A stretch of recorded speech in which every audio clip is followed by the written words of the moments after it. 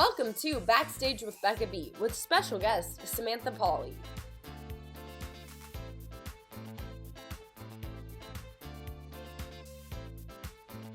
Hi everyone, and welcome to this episode of Backstage with Becca B. On this episode, since graduating from Viterbo University, she's gone on to star in regional shows like Honeymoon in Vegas, Elf the Musical, and Hairspray. She's played Eva Peron 4 times, including on West End, and you might know her best as Katherine Howard in 6 on Broadway. Please welcome Samantha Pauly. How have you been, all things considering? Not too bad. As good as I can be, I guess. You know, it's a bummer to be away from the theater for so long, but I would rather be away for a longer amount of time so that when we do come back, it's as close to normal as possible, so that like we don't open and then have to close again because something happens. Like that would just be the worst. So I'm okay. I've been doing like virtual voice lessons and like coaching and stuff like that to kind of get me through. But like I said, I'm down in Florida now for the winter, which is nice.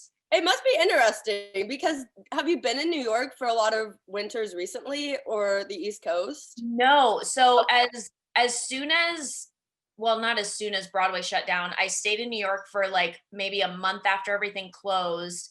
And then when they originally pushed the shutdown to September, I was like, man, I'll just go back to my house in Chicago for a little bit. Like I'll put the dog in the car, we'll go back. Cause like my husband and I have a house in Chicago with like a yard. So I was like, cool, we'll go there for the summer. And then everything just kept getting pushed back again. So I haven't been in my apartment in New York since mid-April. Wow. But I've been paying rent. Love that. That's what I've been doing in LA. Yeah. Cause I had just gotten there and I love my apartment and all my stuff like just got into it. And I was like, I don't want to have to move out again. No, I'll just figure out a way to keep it. So I'm hoping that now this end of May, date that they're anticipating will, knock on wood, will stay. Yeah. And we're going to be down here in Florida.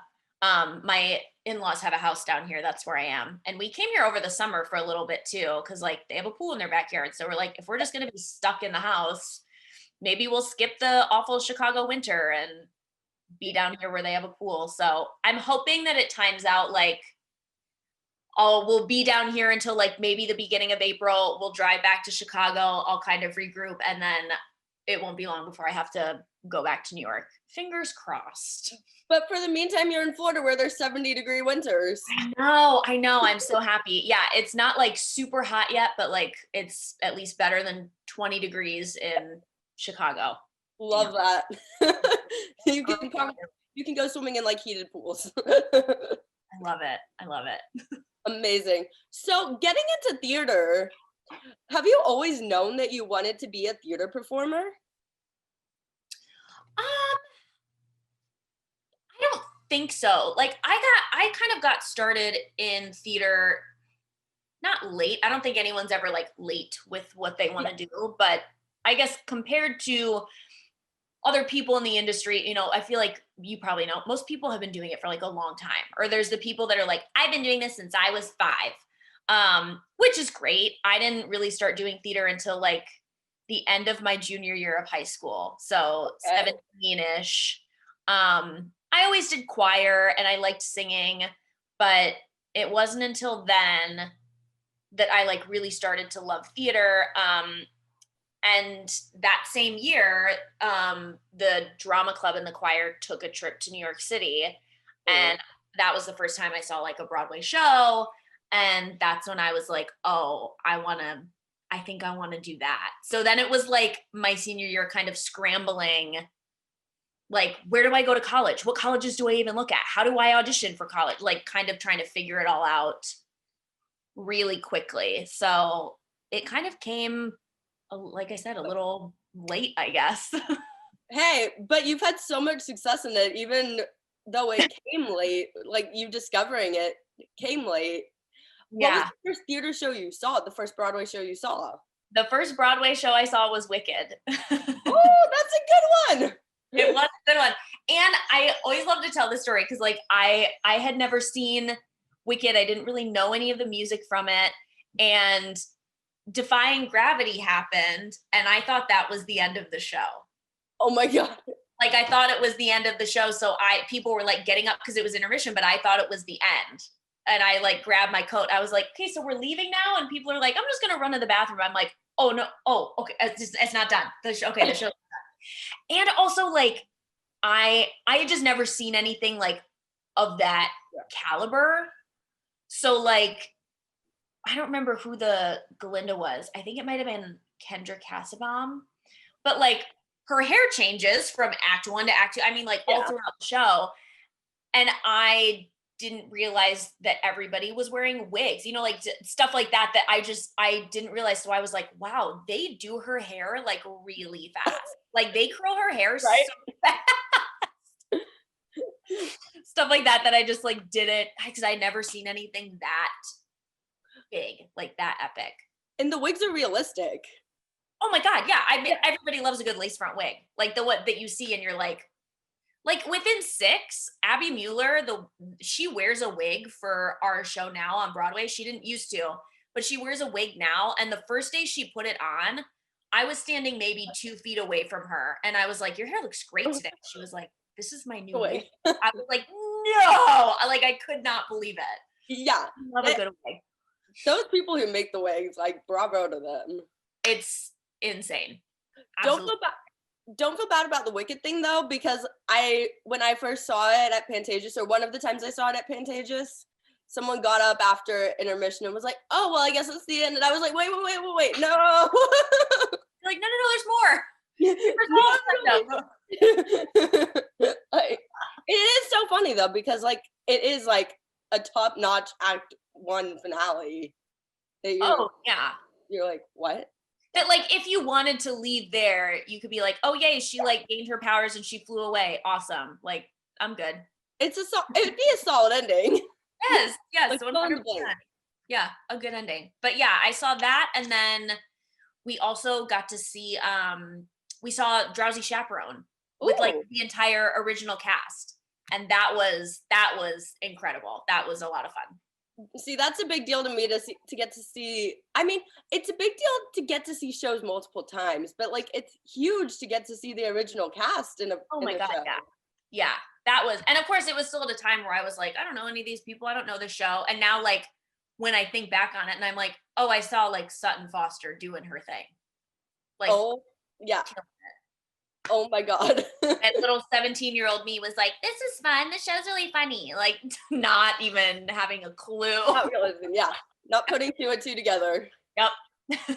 So how did you choose where you went to college to get your BFA in musical theater? So like I said, I hadn't even like thought of where I wanted to go to college, what I wanted to do. My drama teacher was really great. I think he and his wife kind of like ran the department together. And I think they both kind of saw like, oh, I think this is like what she wants to do. We'll at least help her figure out like, this might be a good school, or I know this person at this school. Let me introduce you. So we went to Iowa Thespian Festival. I grew up in Iowa. Okay. We went to Iowa Thespian Festival where there were a couple colleges, people from the college that I went to, Viterbo University, were there. And my drama teacher knew one of the faculty and he introduced me. The woman that turned out to be my voice teacher in college was there. She took me into a room and she's like, let's just like sing a little bit. Let's do some scales. So I got to meet them. He introduced me to some other people, but then when I went to Unified auditions, I made sure to audition for them. They kind of just like offered me a spot in the room. They're like, we want you to come to this school. But I had some other ones that I kind of had my eye on. I ended up going there because they offered me the most amount of money.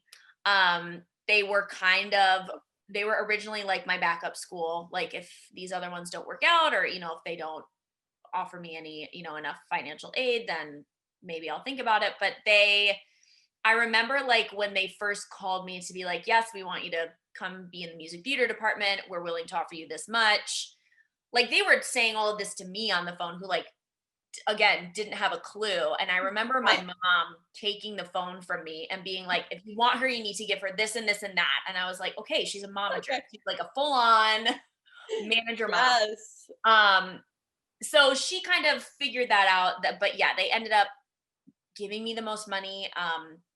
I didn't see the campus until I got there. Wow, that's a little freaky for a freshman. Yeah, but also because like I said, I was so kind of late to the game. I was just kind of I didn't really have time to go visit all these schools like you typically do during your junior year, where you're like, yeah, I'm gonna go on a college visit. I was like, I gotta go somewhere. Like I gotta figure out where I'm gonna go.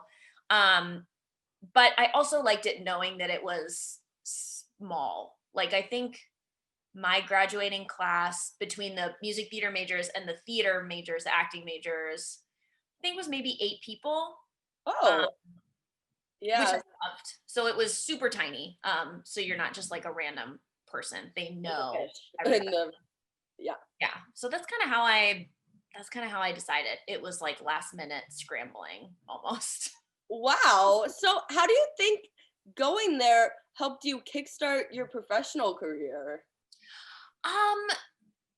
So I love going there. I made some of my absolute best friends, and I am also someone that believes that you're always exactly where you're meant to be. Yeah. You know, whether or not it seems like it at the time.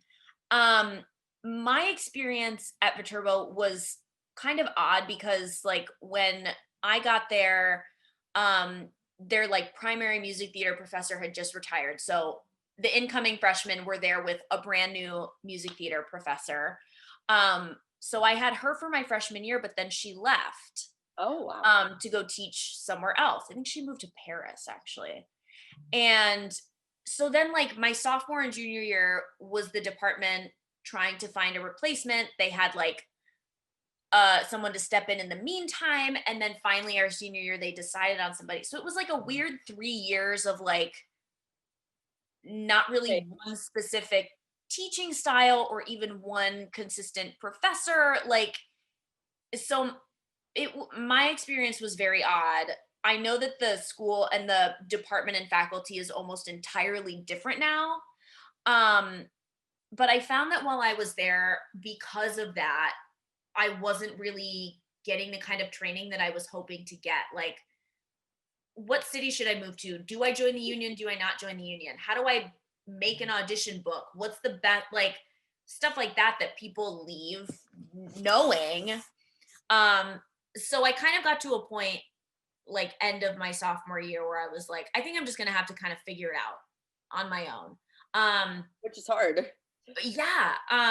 So I do think that going there and having the experience that I did kind of like lit a fire under my ass, because I was more determined to like go to audition for things during the year so that I could work during the summer, so that when I graduated, I would have some stuff on my resume already. Like, I just kind of figured it out myself, because I realized that I might not get it by the time I graduated. So I think that's kind of where like a lot of my like determination and ambition come from, that I'm just like, well, I'm just gonna have to figure it out. Like, no, I always tell my students and anyone that asks, like, no one's gonna help you and no one's gonna do it for you. So if you don't know like what your resume should look like, if you're in a holding room, just start asking people. Like, that's what I would do. I'd be like, can I just take a look at your book? Or like, I'm new here, can I look at your like the outline of your resume? Or like, how many songs do you have in your book? Like, people might be dicks. Like, there are certainly people who are not willing to help you, but like, it can never hurt to ask. So, you know, the theater world is really a lot of like, you just kind of having to figure it out for yourself. Yeah. Wow. So you built your resume and you got huge roles, like pretty much right after college. You've done Evita 3 times, I saw. Yes. I've done the show 4 times. What? I've played Ava 3 times. Oh my gosh. When was the first time you were in the show as Ava? And I mean, what prepared you and made you eager to do the show? The first time I played Ava was, oh my God, what year would it have been? 2016, I think. And I was originally called in for the mistress, so that's what I had prepared. Went in, sang Another Suitcase, and then the creative team was like, "Do you know any of Ava's songs?" And I was thinking back to when I had already done the show and I had already played the mistress, and I was like, "Yeah, like I'm pretty sure I remember most of the music. I can figure it out." And they gave me I think Don't Cry for Me Argentina, A New Argentina, and then maybe part of Rainbow High, that they were like, if we give you these, can you go out into the hall and like, we'll give you like 10-15 minutes to look at them and then have you come back in and sing them. So I did that. And then there was a day that they were doing like a big dance call for the show, that they were like, we're just going to have you come in, and while all of the people dancing are on their lunch break, we're going to have you come in and do like an actual audition for Ava. And that was one where there were two Avas. It was me and Hannah Corneau, who like just recently played Alphaba on Broadway. But so yeah, that was the first time I did Ava, and I think that was 2016-ish. Wow. How do you prepare to play a role like that? And I mean, it's like it's a real character that you're playing. So you obviously have to do research, but it's also a character that people have played in the past. So you kind of want to like put your own spin on it. How do you do that? For a show like that, I mean, like, it's a beast of a show. The first time and rehearsals for that one were particularly hard because there were 2 of us playing the role. And so it was hard to split time evenly. I was only doing 2 shows a week. Hannah was doing the other 6. So like, she just got more rehearsal time than I did. I remember the first time that the director was like, okay, Sam, why don't you step in and we're just going to go from the top all the way through BA, through Buenos Aires, and we'll see what happens. And I left rehearsal that day, like, had a full-on breakdown because I was like, I can't do it. I don't think I can do it, because it's just like the show is nonstop. Depending on the production, the one that I just most recently did in London, I never left the stage except for an intermission. That's insanity. But it honestly, what's been nice is that I've done it so many times. So now I like my body kind of goes on autopilot. Like, I just know how to get through it. Memory. This is how I need to sing this song in order to be able to do this song right after it. But for that first time doing the show and playing that role, it, especially only doing 2 shows a week, it took me a long time to pace my voice and train my voice. But like, also doing all, like you said, she's a real person that existed. Yeah. Doing all of this research about her was really, really interesting. And I know I'm kind of rambling on this question, but what was really interesting was having done it twice a certain way, and like the way that people have seen and expect to see Evita. Like, we kind of see her move through these different looks. She has all these iconic costumes. We see her in the white ball gown and the blonde wig. Like, it tracks. Like, people know what the show is going to be. They see her on the Casa Rosada, like on the balcony, whatever. And then going to London to do it, which was like a totally different production. Like, Jamie Lloyd's shows are always like very stripped down, but it was really cool to then do the production in that kind of way, because he was like, if you really take the time to think about her story, he's like, you've done the show, so you know who she was and what she was known for, but I want you to think about the kind of human that she actually was. Like, we want to humanize her. she wasn't a good person. Like, people either loved her or they hated her, but in the grand scheme of things, she was not a good person. So he wanted to make that production, but he was like, I need you to lose any like Ava mode that you are used to going into, which was hard. But I never had any costume changes. I just wore like my natural hair the whole time. I didn't really wear any makeup. And we did the blonde wig and the ball gown, but we did it at the very end, like after she dies, when like all like the men come back in and they sing the eyes, hair, all must be. We use that as like them actually like preserving her. So I kind of stood on stage. The women came out and like fully undressed me, and then they put, the gown was really cool. It like closed up the entire back, so they would bring it out like open, and then it just kind of like closed around my body. But they then like dressed me in the dress, necklace, earrings, full on wig.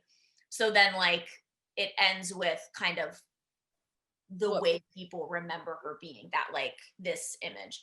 But it was really cool to just do the show that I've done a million times and just focus on the story and like her as a human, instead of this like grand, you know, dramatic, all the glitz and glamour. Yeah, which is great. Like, and I love that version of the show too, but it was cool to make it like this really raw, dirty, not so glamorous version, especially at a time where like politics are hot. Do you know what I mean? Like, especially at a time where it's, you know, people are now used to calling out politicians and politics for what it actually is. Yeah. So it was really cool to do it in a different way. Tell the whole truth, get the whole truth across to the audience. I mean, I'm sure some of the audience might not be as familiar with her story as others. Right. So. Well, and that's the thing too, like the show is entirely sung. So unless you kind of know her story ahead of time, it can be really hard to follow. But what was interesting is my family came over to London to see it, and they've seen every other production that I've done. And after they saw this one in London, my parents and my sister and her boyfriend were like, this was so much easier to follow. Like I actually understood what was going on and what was happening, instead of like, look at the costumes and now she has a different wig on. Like they said it was a lot clearer, which is good because we were just focusing on the story. So yeah, glitz and glamour can sometimes take an audience member a little out of the show. Yeah. And people either loved it or they hated it. There were plenty of people that were like, I didn't like this and that. I didn't like the costumes, or, you know, whatever. Like, but it's an iconic show. Yeah. What was your reaction when you heard that you were going to get to play the role on West End? It was really crazy, because that and Six all kind of happened around the same time, which was wild. Like the day that I had my final callback for Six in Chicago, we were there from like 10 a.m. to 6:30. I left Chicago Shakes and went to the airport and got on a plane and flew to New York to do my first like taped audition for Evita the next day. Wow. And I was really excited because when I first got the email, it was describing the show like, this is not a typical Evita, think Beyonce at Coachella. Like, it's going to be very, love that kind of a show, but it's going to be like very stripped down. But so I did that first one. I think I first got like really excited and had my first like, oh, I think this is going to happen. Like, I think I'm going to do this moment. When I did that first one in New York, then I did a Skype callback with the director, music director, and choreographer one afternoon, when they were just asking me like, have you ever been to London? Like, you've done Evita so many times. Why do you want to do it again? And they said like, oh, well, we would really love to meet you in person, whether that's like you coming to London or us meeting you in New York or whatever.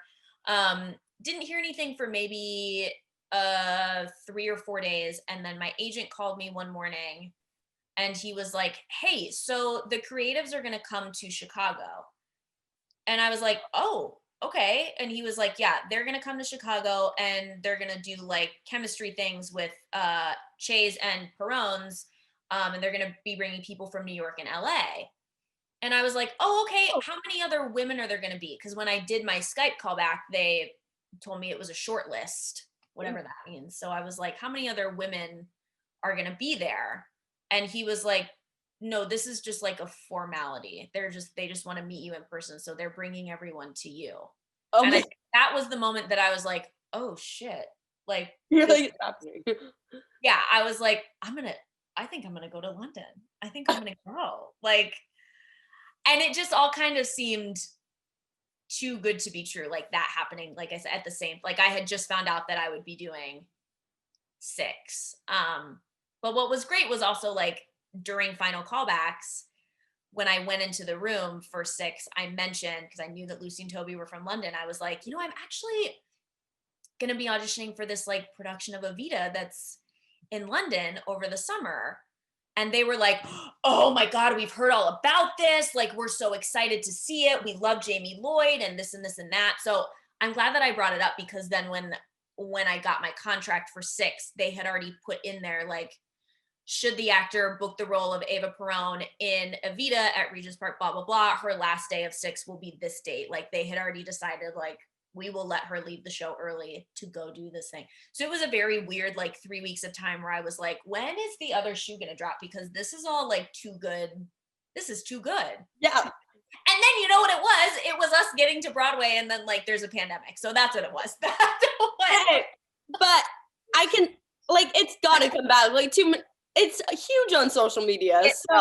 We're coming back as far as they keep telling us. We will be back for sure. So yeah, you all are huge on social media and have such a great reputation and haven't even been open for that long. It's just like the reputation on social media is like people are like, 6, I love the show, I love the music. Or like me, I haven't even seen the show, but I've listened to the music a billion times. Yeah, that's what's crazy too. And that's what makes me even more excited to come back, because we haven't done the show in like 10, 11 months and people are still so excited about it. Like there is still a lot of buzz. People reach out to us all the time. I mean, like the fans are incredible. The Queendom and all of the fans that love the show are really great. But it's the people that like you said, like have listened to it but haven't even seen it that are like, oh, I can't wait. Like that's the best part. And everyone knows all the queens' names now, which maybe they didn't before. So it's like kind of interesting. My mom has been doing ancestry and like found out that like our family had relations to Anne. And I was like, no way. I was like, I'm related to one of them. It's so cool. Dang, I want to do that. That's awesome. Yeah, so I was having a freak out attack because of the musical. Oh my God, yeah, of course. That is so neat. That's really, really cool. So I want to get more into 6, but first, I guess this is a 6 question. While you were in London for Evita, did you go see the production on West End? Did you have time? I did. Yeah. I think it was actually the last day that my husband was visiting. We wanted to go see a show, but like we decided late in the afternoon, like maybe we should see a show, and everything was sold out. So I texted one of the UK producers and I was like, Kenny, is there any way we could come see the 4:00 or the 7:00 show? Like, we don't care which one. We will stand in the back, like wherever. And he was like, oh yeah, I'll just come to the 4 or 4:30 or whenever. Everyone will be in except for one person. It was like, I think Grace's last day. And he was like, there'll be passes waiting for you. We'll just put you up by the sound booth. There are 2 stools that sit up there and you guys can just sit up there. So we went to go see it that afternoon, like super last minute. But that was the first time that I had been able to sit and watch it, obviously. But I feel like I didn't fully like just let myself kind of relax and watch it, because I knew I was going to have to be coming back to the show. So I found myself just like following Amy on the stage and being like, now she does this dance movement, now she does that. Like I was trying to remember everything as I watched. But yeah, we got to go see it. I was so happy. did you kind of get the buzz around it when you saw it as an audience member more? No, I think I already kind of got it just because our first preview in Chicago that we did, the Chicago Shakes is a part of Navy Pier in Chicago for anybody that doesn't know. So like the theater is attached to the rest of the pier. So to get inside, you don't there's no way for us to leave the building without being seen. There's no stage door. You have to walk out of the lobby of the theater to the rest of the pier and then to the parking garage to leave. So the first day we came out, it was just mob of people coming at us. And so then we had a meeting with the artistic director and the other staff saying is there any maybe a better way to set up where people stand? Because we'd love to take pictures and sign stuff, but it's just it was at least 100 people in this lobby waiting. So I think I already knew that it was just nuts, that people were ready for it, that they were super excited. And what was also funny is we got to the show in London, we got to the theater, and my husband was like, I bet people are going to recognize you. And I was like, no, we're in London. My hair's not pink anymore. And it was my day off. So I had my glasses on, my hair was up in braids. I did not look like myself, I felt like. And we walked into the theater and we had been inside for 30 seconds. And I heard this little voice next to me. Someone was like, are you Sam Pauly? And I was like, who is that? This kid that ran a fan account and wanted a picture. And then we saw the show. And then afterwards we were standing outside waiting to meet up with Lucy and Toby. And there was a group of kids that were standing and kind of staring. And he was finally like, it's Sam Pauly if you want a picture with her. But just weird stuff like that I'm like, no, I am literally no one. I'm just trying to see the show. That people are crazy about it. They love all of the cast. They love anybody associated with the show, which is amazing. Yes, that must be so cool to have people know who you are and appreciate your talent even off stage. Yeah, I mean it to me it's still weird. Yeah, I think just because I love what I do, but I don't do what I do for stuff like that. You know what I mean? For Instagram followers and likes and whatever. I do it because I like to do it, but I also do it because I like to, change people's lives for 2 hours or stuff like that. So when I have moments like that, I still am very much in the headspace of I am literally nobody. I don't think you understand that I don't do anything unusual. I sit at home all day and wear sweatpants. I am not I'm not that. I am normal. Please treat me. I think because that's what I want. I'm no, we can just sit like this, sit and have a conversation. I don't need anything special. I will do everything myself. So it's still weird to me when I have those moments of oh my God, are you this person? But I'm yeah, and I'm just very normal. Please. I'm always happy to do pictures and sign stuff, whatever, but it's still so weird to me. I think I'll get used to it, but it's just, it's odd. by maybe a year after Six comes back and all the stage door craziness returns. Yes. Yeah. Oh, okay. Yeah. The stage door craziness is wild. I can imagine with a show that's already taken off really in London, and has a reputation like it does in the US. So what was your audition process like for Six in the US? Because you've been with it since the beginning here. Yeah. Auditions were a lot of fun. And normally I hate audition. I don't hate it, but it's nerve-wracking and no one gets super pumped. I can't wait for this audition. I again kind of came to Six a little late. I had already booked another show and signed a contract for that show. Oh. And so they asked me to come in 3 times and I said no. Because I was like, I'm just gonna wait. If anything happens with 6 and maybe someday it goes to Broadway, then maybe I'll go in for it. And one night the music director, her name's Roberta Duchek. She is a music director in Chicago, and she called me, left me a voicemail that I still have on my phone. I will never delete it. But she called me because they had already had the first couple days of auditions in Chicago.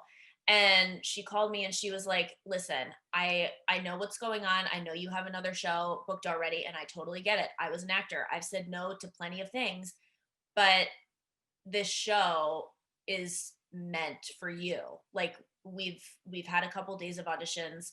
There's one part I think you'd be great for, and we're just not seeing what we want. I think you should at least make a tape at home so that you can, not saying you have to do the show, but you can just be on the creative team's radar, so that if anything, if it goes anywhere in the future, then maybe they'll call you in. Yeah.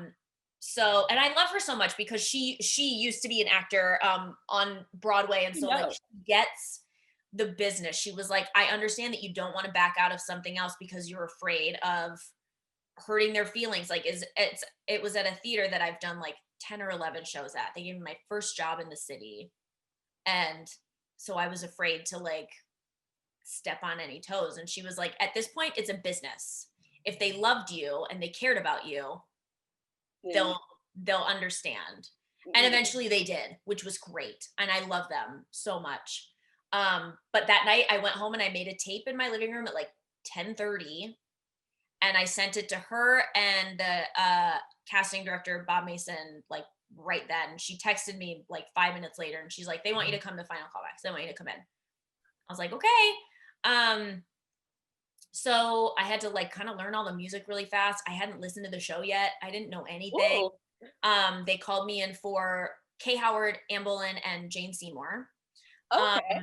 So, they gave us sections of those songs, prepared those. And then we did some dancing to Get Down, No Way. And then we did another combination to Beyonce's Freakum Dress, which was really fun.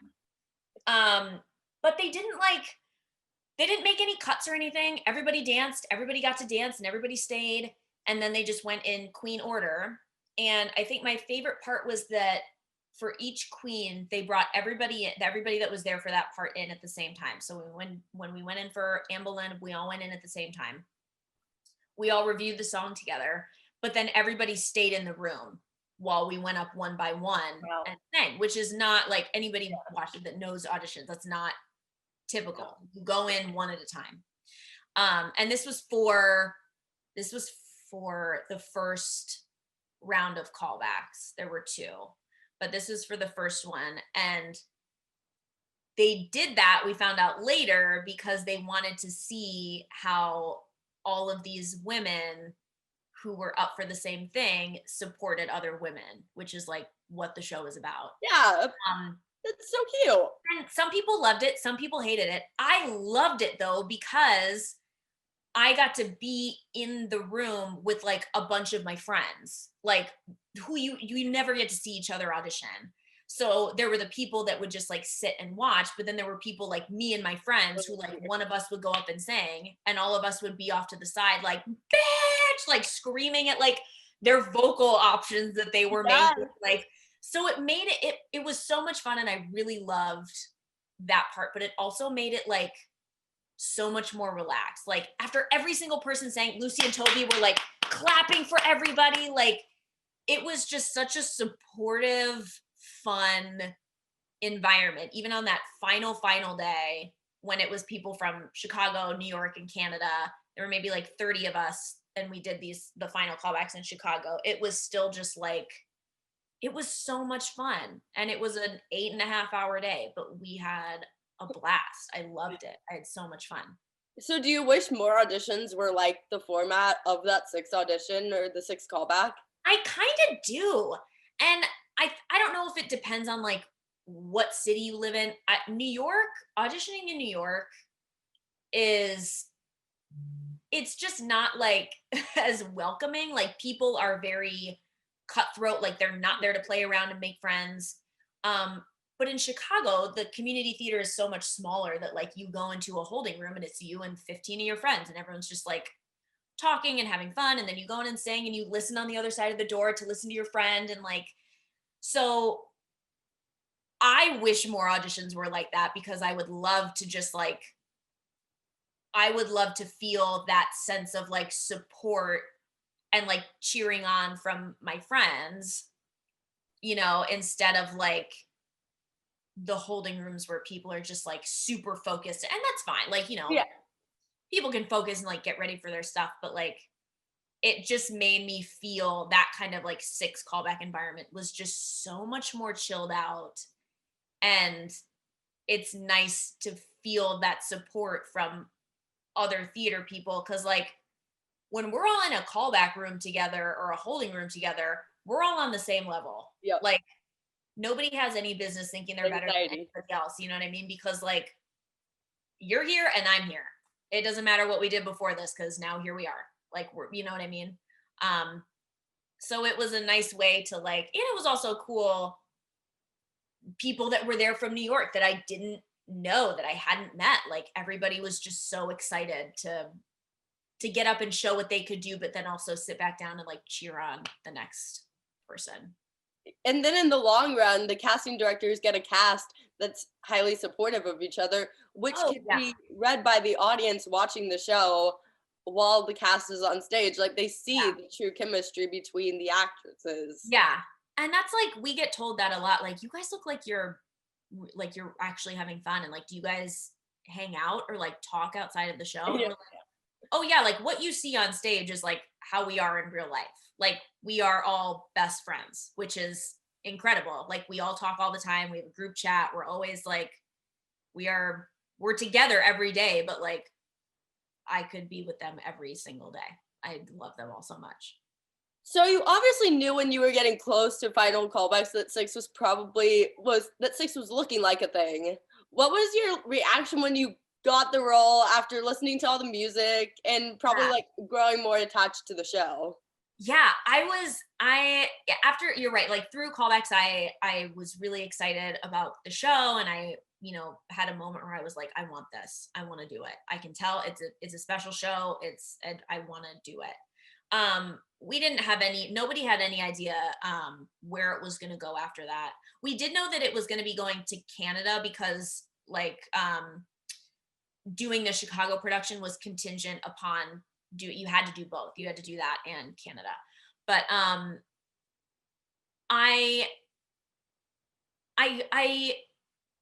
had like my one moment of like pure excitement.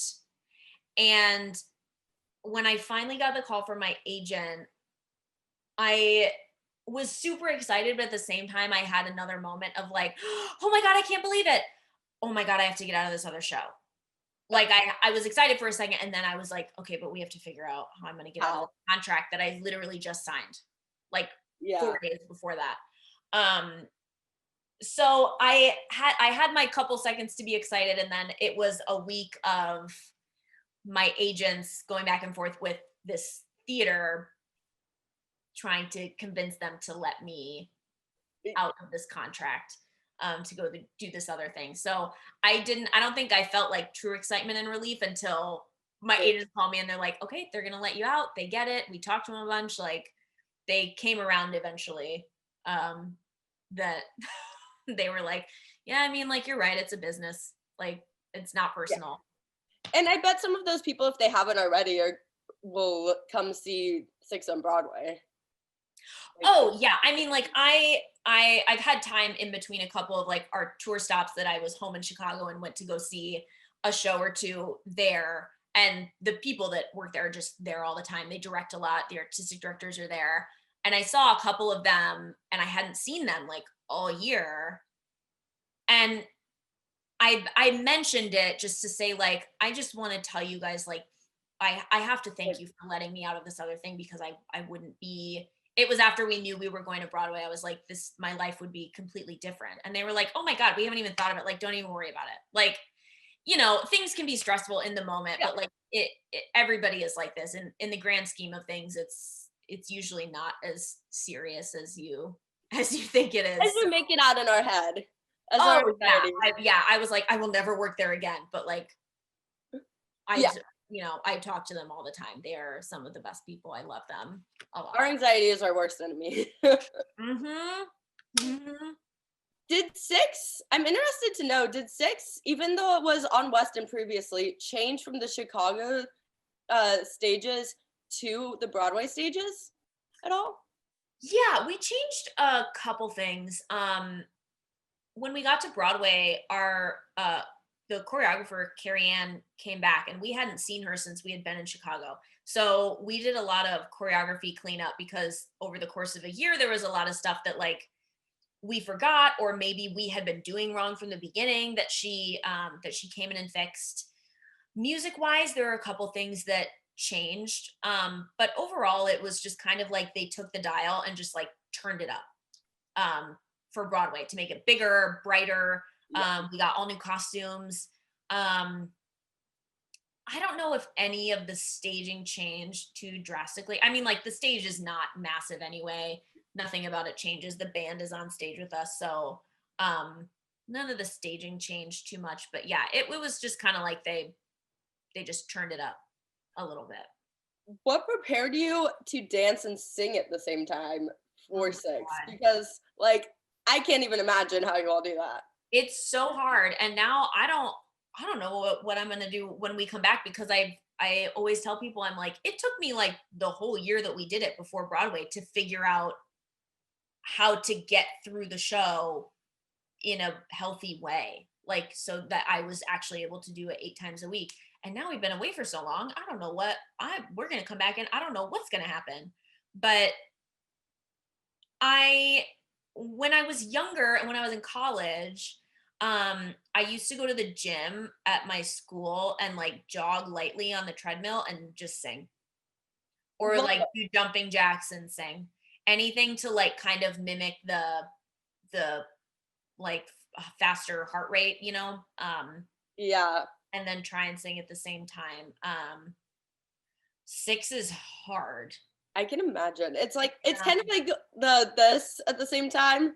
Yeah, it is a little bit, especially with like having a handheld microphone the whole time and having to put it away a lot and bring it back out. And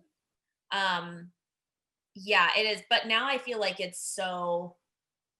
I'm hoping it's so ingrained in my body that once we're all back, it might just be like second nature. I hope. Yeah, it's like muscle memory. Probably. Yeah, God, I hope so. Because you've been doing it since the beginning, as I mentioned earlier. Yeah. So hopefully it won't be as hard as I think it will be when we come back. So I could talk about 6 all day, but to wrap up on 6, what's your favorite part about playing Katherine Howard?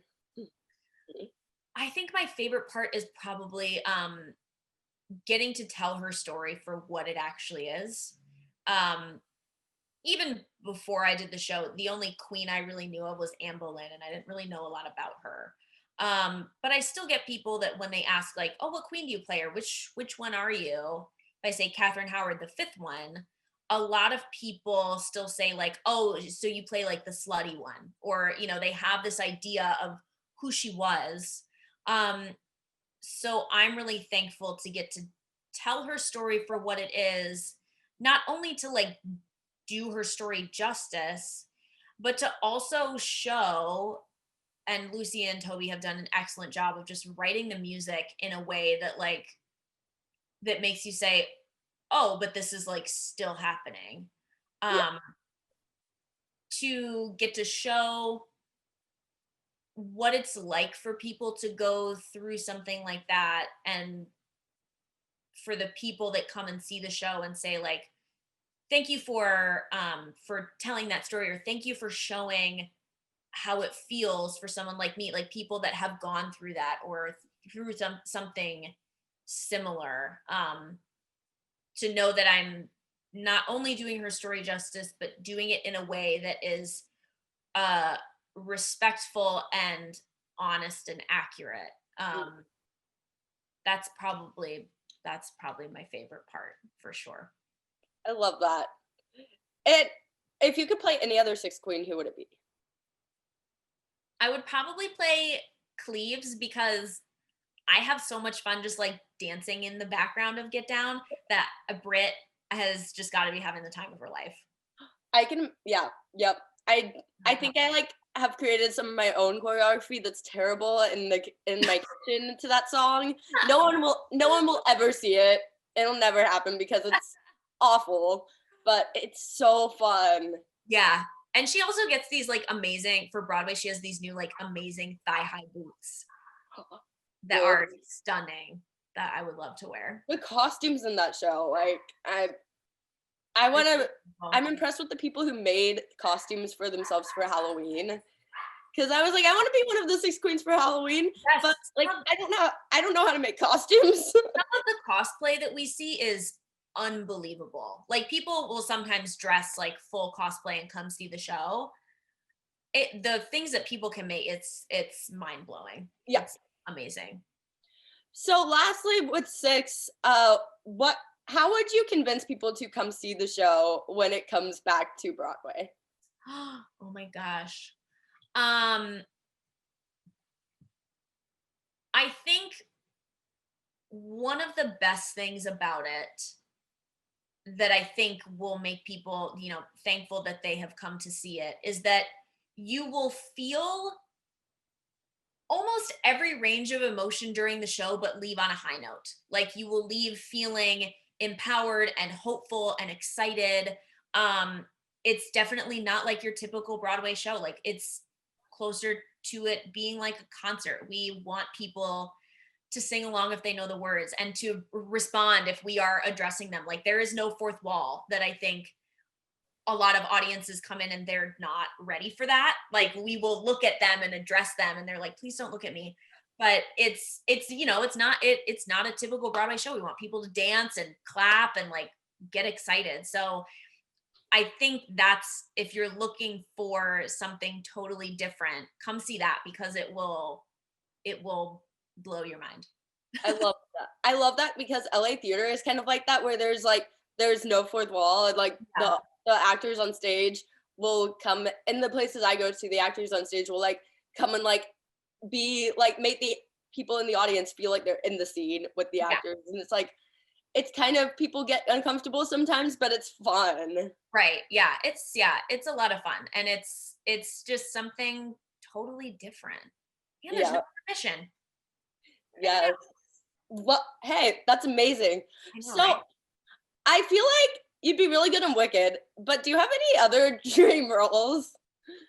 Yeah, so Elphaba and Wicked is one of them for sure. I would love to play Kate in Andrew Lippa's The Wild Party, which is like my all-time favorite show. It's not done often enough.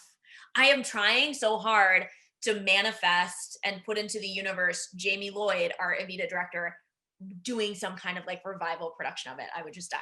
I talked to him not too long ago and told him, I was like, hey, you should do this. And he's like, I do love that show. I've always wanted to do it. And I'm like, okay, make it happen. You could do it. Do it. So that, and then I would love to play Judas in Jesus Christ Superstar. Oh yeah. That's a great one. But those are my top 3. That'd be amazing. Yeah, when you were talking about Wicked earlier, I was like, you tell by here. yeah. That's always been a dream for sure. So hopefully someday. It'll happen. If you could revive any Broadway show, what would it be? Oh my God. I was just thinking the other day, and I know it kind of just happened. I don't remember what year. I love Cabaret. I know that they just kind of did a revival of that not too long ago, but it was never on Broadway. It was just off Broadway, but Wild Party, bring it back. Oh yeah. It's been a while since that was off Broadway. I don't remember when it was, like 2004 or something. Yeah, then it's time. We're due. Yeah, it's time. It's been like, what, 17 years since 2004? Oh my God, no. Nope. I'm a 90s baby, and yeah, that's crazy to me. Yeah. Early 2000s seemed like yesterday. Yes. Literally just happened. Yeah, they did. We're gonna go with that. So then, What's kind of maybe getting back into Six, what's the funniest thing that's happened to you on stage? I mean, we also, none of us are like really good at not breaking. But we're also like very much ourselves on stage. We're not like, Fun. not like go into like a character mode. But that at the end of our run in Minnesota, it was like it was our last day. It was our matinee that day. And everybody was just really tired and kind of loopy. And towards the end of the show, one of Andrea's Anne Boleyn buns started to come out, and it was like really loose. It was like flopping around like a little dog ear, like anytime she moved. And she had no idea. And all of us were trying to, like, any chance we got, trying to say, like, do you need like a bobby pin? Do you want one of my bobby pins? Like, trying to communicate with her, and she did not get it. And then finally, right before the final number, we were all kind of starting to laugh about it. Right before the final number, right before 6, she turned to somebody and she said, "Is there something wrong with my hair?" And like all of us just lost it. And so then we had to try and do 6, and we do like, the beginning part, and we get to 4, 5 more.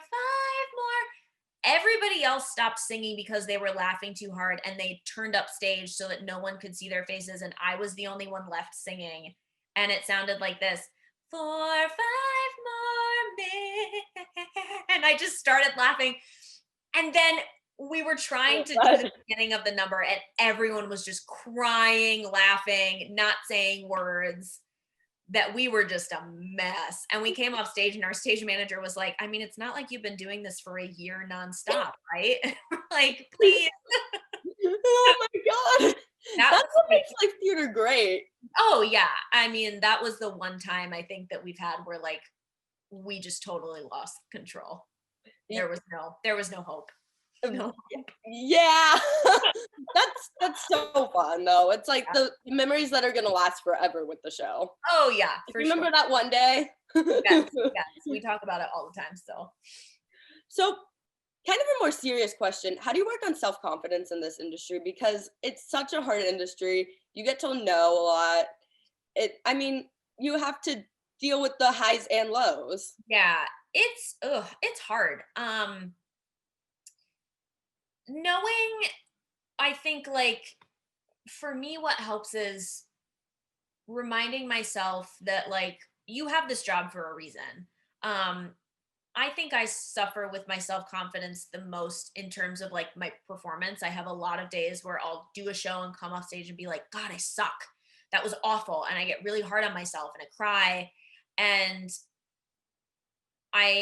one thing that helps me is, again, reminding myself, like, but you're here for a reason. Like, they gave you the job for a reason. You can do it. They know you can do it. Um, I try and limit my time on social media because that, I think, is damaging as well. Um, so limiting that helps. Um, it's tough because I think social media is like the biggest culprit. People Definitely.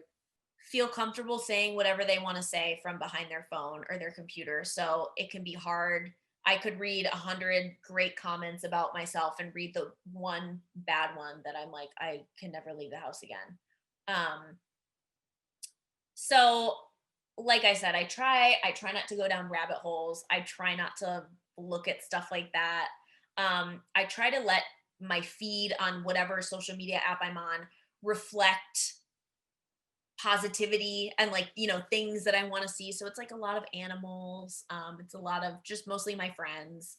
I don't really follow anybody that, like, I don't know.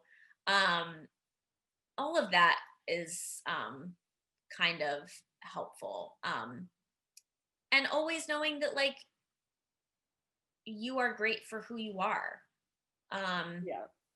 Everybody does it. Everybody looks at other people and they're like, "I wish I looked like that," or "I wish I had that," or "Oh, I wish that had been me at that age." Like, yeah, it can be so hard not to compare yourself. I still struggle with it. So if anybody has a fix for that, let me know, because I still struggle with it all the time. Yep, same. And And also with like TikTok, I don't know if it's just me, but like I go on TikTok and I'm like, there's like 12-year-olds on TikTok who are like way more like less embarrassing than I was at 12 years old. And I'm like, I'm so embarrassed by my 12-year-old self. What? That's the other thing too, like people hold social media in such high regard. Like people think that having a lot of followers or like making this one video that goes viral, like that's all I need. It literally means nothing. Yeah. And that's what I think. It's tough. People are just hoping to like get discovered and, you know, whatever. And that's sometimes that happens. It's not to say that doesn't happen ever. It does happen, but like, you know, kind of like I said before, once we're all in the same holding room, nobody cares how many followers you have on TikTok. Yep. Nobody cares where you went to school. Like, you know, we're all here together. So you just have to work. It's about working hard and like being a good person. Yep. We're all struggling in this thing called life, trying to figure it out together. Yeah. Yeah. It's tough. Speaking of positivity on social media, you started recording covers on social media of different songs early on when quarantine started. And I feel like that's brought a lot of positivity to people who follow you and Broadway fans because like they get to like you've recorded them pretty consistently. And how many have you done now? So I did 100 days to start with, and then I did a fall 50, and then I did 12 days of Christmas, so 162. Wow. Yeah, and it was funny, like, you know, at the end of the year when people did like the top 9 or what post or whatever, when you do that, they also tell you like you made this many videos and this many posts. And I saw a number of posts that I made in 2020, and I was like, there's no way I made that many posts. And my sister was like, you literally posted a song a day for like 3 months. And I was like, yeah, that's right. Like, but yeah, I did. I had such a good time doing that. Just to like get to sing other stuff too. I've been singing the same thing for a year. It was cool to like learn new songs or revisit old ones I hadn't done in a while. And I love doing it. It was really cool. It was fun. Did you just come up with the idea randomly and you're like, okay, I'm gonna like challenge myself to record a song every day? Yeah. Well, it started within like the first week of quarantine. I was starting to get a little panicky about like, what am I gonna do every day? What am I gonna do? And so I was like, maybe I'll just do like 15, 20 songs and I'll just post like me singing a clip of it and I'll post it on my story. So I wanted to get suggestions from people and I got so many of them that I was like, maybe I'll just do like the full song and I'll actually post it on my feed. And I think I got to day 30 and I told my sister, I was like, I think maybe at 30 days, like I'll be done. And she was like, why don't you just keep going? Like you're not doing anything else. And by that point, it was a nice part of my day because it gave me like kind of a somewhat of a schedule that I felt like I was doing something. Like by that time I had started doing like virtual coaching. So I would like wake up, work out in my apartment, eat breakfast. If I had coachings, I'd figure that out. But I was trying to record a song and edit it and have it posted by 4:00 every day. And so it that was nice because it also kind of filled my day so that I didn't spend too much time just like sitting watching TV. And it just kept going from there. And then fall came around and I was like, maybe I'll start doing that again. And my husband was like, make it a fall 50 so that it rhymes or, you know, whatever. So it's that. And then you have a set number and then take a break. And then you do Christmas and then you take a break. So I don't know if I'll keep doing it. I don't know if I'll come back and do more. For now, I'm just chilling, but. And teaching, which is amazing. Yeah, and teaching. Where can people book a lesson with you if they want to learn from you and like learn wisdom you have to offer? So I coach through a website called Artists and Beyond. They first reached out to me in like March and I was like, oh, I'm not a voice teacher. Like I don't play piano. I don't do this and that. And they were like, no, we usually do like artists visiting schools and doing master classes. So we're just trying to figure out how to do that virtually. It can just be like acting your song, or you can do Q&As or whatever you want. So I teach through them. I offer 30 minutes, 60 minutes, or 90 minutes.